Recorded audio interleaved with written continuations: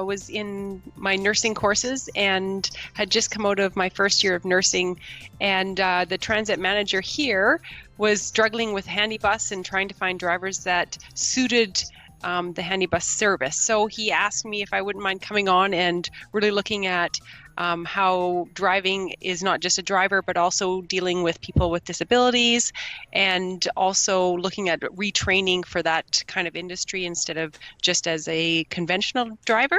So that was my first step in, was jumping into the handy bus driving, and also looking at handy bus policies and training.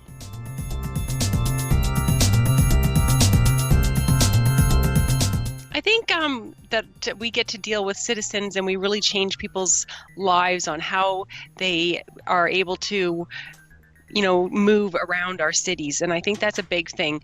And we are really lucky here. I've worked with education to get high school kids on the bus and really give them that independent living, looking at how do you get ready for the next stage of your life, when you become a independent worker or you go to the university outside of the Yukon, because the Yukon's very small and it gets very scary when you go outside as a kid. And, also we have the college here and got a U-Pass going. So I think it's such an amazing industry that you get to touch people's lives and really change them and give them a better way of moving around.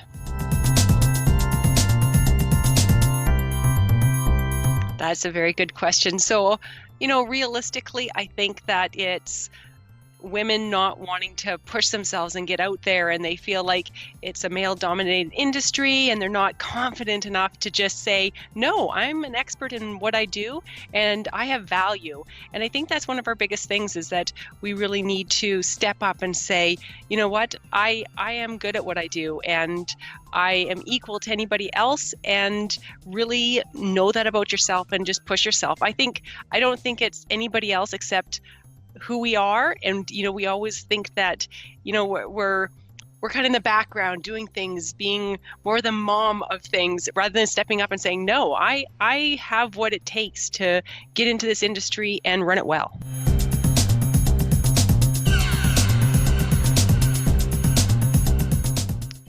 I think just like anybody else, get out there and learn. Get into the CUTA courses were huge to me. I took every CUTA course there was.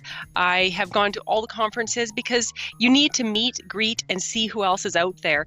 And it not just speaking to men or just women, is everything. You need to really be out there, just like any other job, but you have to take away that you're a woman's role and just get in there and say, you know what, I need to learn. I need to know everything I need to know about transit.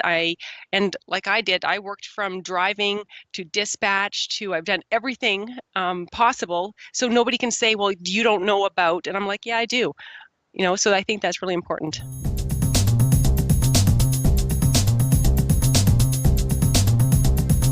I mean, it is really hard to get in. It's really hard because people don't want to listen to you as much. I started out pretty young, and when you're young and a woman and trying to get into a male-dominated industry, they don't exactly listen to what you've got to say until you prove yourself.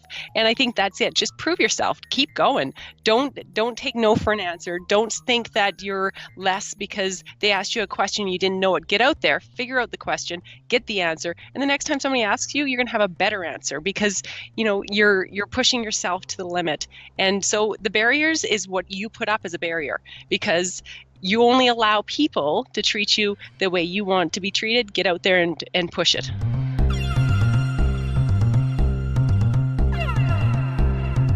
CUTA's conference was a Vancouver one years ago, and really it was succession planning. We had a manager here that really wanted me to move up and take over for him. He wanted to change jobs. And so he said, really, if you want to get into this industry, you need to go to this CUTA conference and you make friends. You get out there, you talk to people, and, the conferences are great. You get lots of information, but really it's meeting people, meeting and understanding, getting those phone numbers, getting to exchange things. When you can call up any other trans and say, hey, I've got this situation happening, they've had it too. And I think our industry is very specialized in that we actually network incredibly well. And I think that is where going to CUTA conferences is super important. And then, becoming a speaker is just that push of being a woman and saying, no, I am equal. I can do what anybody else can do. And the more we do that, I think that it is really important to bring that to all our industry, not just part of CUTA, but any kind of speaking roles we can do, and get out there and do it.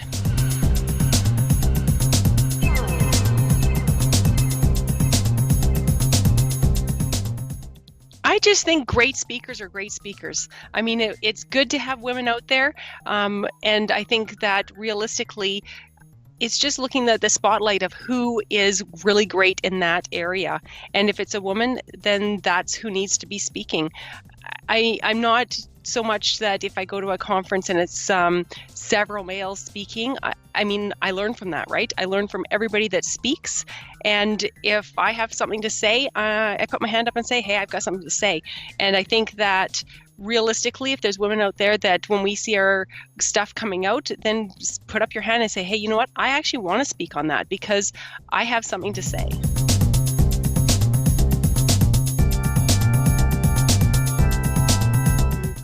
I think I learned that in nursing when I was doing, 12-hour shifts, crazy things, that when you walk home, you have to walk home and deal with your kids. I love the transit industry. It's definitely my favorite industry I've been in, and I've been in quite a few. But it's just that ability to, work when you're at work and go home and enjoy your family when you're at home. Not saying that when you're in transit, I know crises happen all the time. The phone rings, accidents. But when you're home, just dedicate yourself to your family. Don't pick up your phone every 2 seconds just to check your emails, because that's not important. And I think that is really important. Is, we are professionals. We work really hard at our jobs, not 8 hours a day, probably most of us 10 hours a day. And when you go home, it's just turning that off and knowing that the reason I work is because I want to be with my family.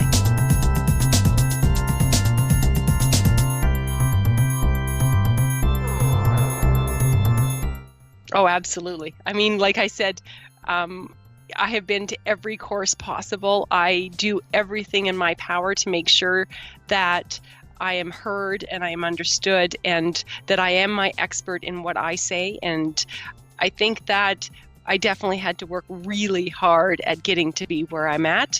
But that's a bit of who I am too, as, I want to make sure that I know my stuff, and I'm, really well adapted to, the situations that come up. But yeah, I would say that we have to work a little extra hard to get up the ladder.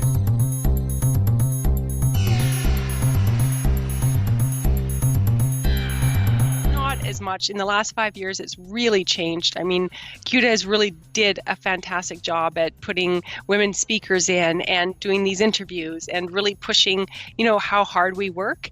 But you go out there and sometimes it's not quite the same as for a man going into the different conferences and stuff. And I think you just have to be professional, know how you feel, and be very confident in who you are.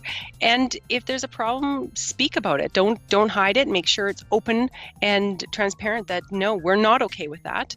And we are going to work really hard to make sure that we're treated equally in any way.